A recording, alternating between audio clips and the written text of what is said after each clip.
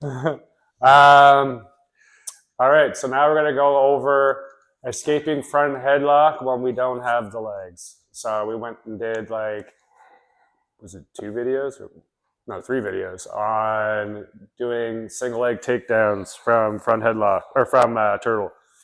All right, so I was assuming we could get the legs. This time we're gonna do escapes where we might not necessarily be able to get the legs. So if Mike is in the bottom of turtle, and I'm in top and front headlock, I can have my hands like not connected, so like a chin strap and a tricep grip, or I could have front headlock where my hand comes through and then my palm to palm with connected hands here, all right? So how we'll escape will be slightly different depending on if they're connected or unconnected hands. But a lot of the ideas will be the same, all right? And then we'll get into like the choke escapes and stuff. So when I'm in the bottom of front headlock, a lot of what you see is people hand fighting to try and protect their neck and escape from here, right?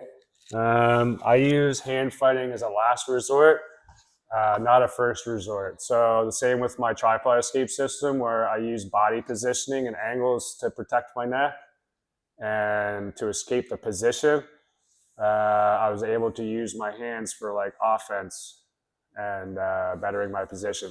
The same thing applies for a front headlock. So if Mike was in the bottom of front headlock here, and he was to try and hand fight, are you able to move that mic somewhere? Just so it's yeah, sure. I keep rubbing my hand on it. If Mike was to hand fight from front headlock here, I like this because now Mike is not bettering his position.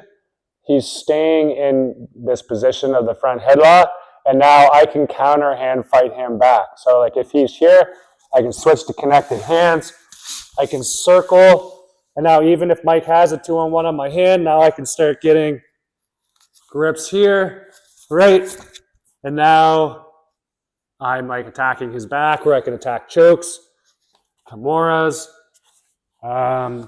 Also too, if Mike is hand fighting here and I connect my hands, I can make this one deep, this one shallow, and now we can start going to our like Nelson attacks, right?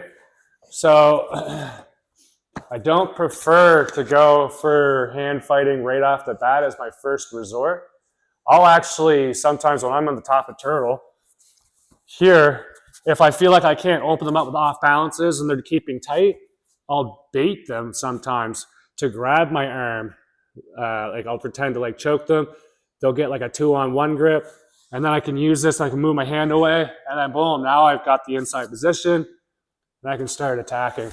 So I don't prefer hand fighting to right off the bat. All right, just like I don't prefer to sit in back control and just hand fight, because then your arms start getting trapped and you're stuck in place. I prefer to use my hands to basically be offensive or stop him from bettering his position instead of protecting my neck, and then use the positioning to protect my neck. So on that note, I don't want to be on my elbows really when I'm doing front headlock escapes. So if I'm on my elbows or on in like this kind of position here, I'm not very mobile. So if Mike is in front headlock here and I'm here like this, and Mike tries to circle behind me, like I'm not very mobile, I'm not going to be able to follow, right? Go back. But if I'm up on my hands here, if Mike was to try and circle behind me now, like I'm a lot more mobile now. I can also catch legs, et cetera, et cetera. So when I'm in front headlock position, I don't want to be down on my elbows. In the beginning, when you do this, you're going to get choked a lot because your hands are on the mat and away from your neck. But once you get good at this, like you don't care if people wrap your neck, right? So people that also do this kind of style of escaping is like Craig Jones. He relies more on this kind of stuff as well, and quite a few wrestlers as well. So the first escape we'll go over from front headlock is going to be the peekout. So when we're in this position here, if Mike's legs are close, I'm going to grab Mike's legs, and then now from here, we can start doing all of our wrestling stuff like we did before, right? But Mike's not going to allow that to happen this time. So as I grab for Mike's legs, yeah, his legs are away here. So now I'm posting my hands on the mat, and now I'm going to do a peekout. So what I'm going to do is I'm going to bring my head from this side to under, all the way to the other side. So let's just face your butt towards the camera here. Yeah. So my head's starting over here on this side of his body. I'm going to bring my head under his chest, all the way to the other armpit here. Now that I'm here, I'm going to step my outside leg up. And then now from here, I'm going to do like a knee slide as I row. And I pull Mike over me here, like this. Notice how close I am to Mike. I'm not way over here where when I turn in, I'm going to lose it all. I want to stay close to Mike. So we're here. We start with my head on this side. I bring my head under to this side. Backstroke and knee slide. Now from here, I'm in the top of turtle. All right.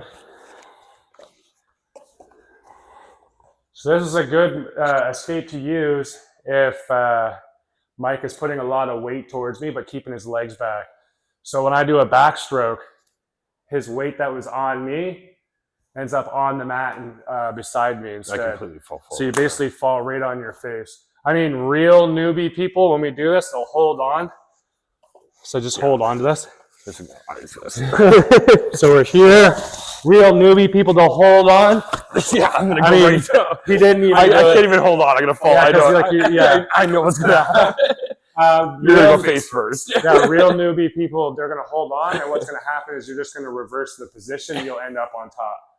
Right? They just hug you and they fall over, and then you're on top. I would go face first. Anybody that's worth a pinch of, what's that saying? Pinch of salt. No. Pinch of salt, whatever the hell the saying is going to post their hand. But what they're doing is they're taking their weight off you, putting it on the mat, where now it's easy for you just to turn the corner on them. All right?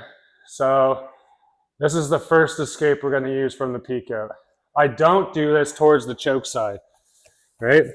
So I don't go here and then here because I'm exposing myself to like that, or he could step over and like mount me in this position, yeah, and then put me on my back, yeah. Yeah.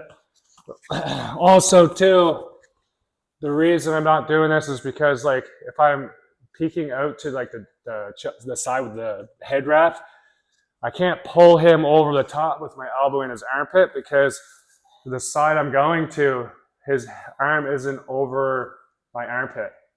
It's over my neck, right? So I can't pull him forwards, all right? So it's a lot more dangerous doing it to that side because you can try and like step over to mount or try and guillotine you.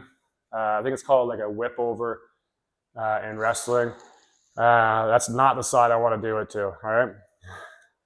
On that note, there is an escape that we're going to do kind of on the choke arm or the arm wrapping your head side, all right? So we're here. Mike has the front headlock here. Instead of going for a peek out, I'm going to step my outside leg up. I'm going to bring my head under and look at the choke arm this time, all right? So, just like go for a second.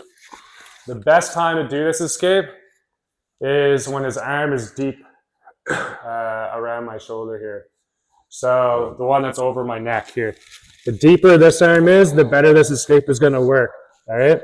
So I'll grab his elbow and I'll pull it deep.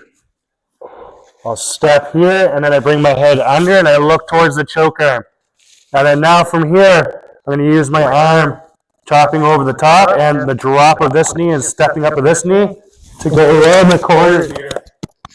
and I drag out. So I'm like pulling my head out of the loop of his arms here.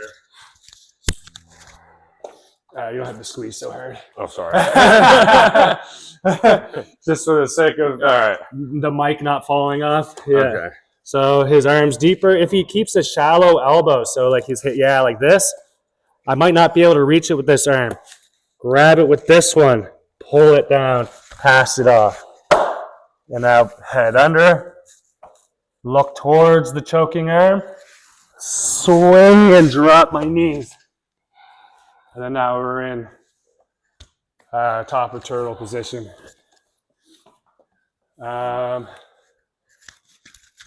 Just trying to think if there's anything else I need to add in on that.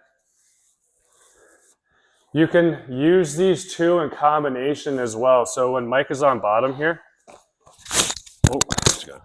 when my head is over here on this side of Mike's body, it's harder for him to peek out where he like goes this way because I'm so far away, right?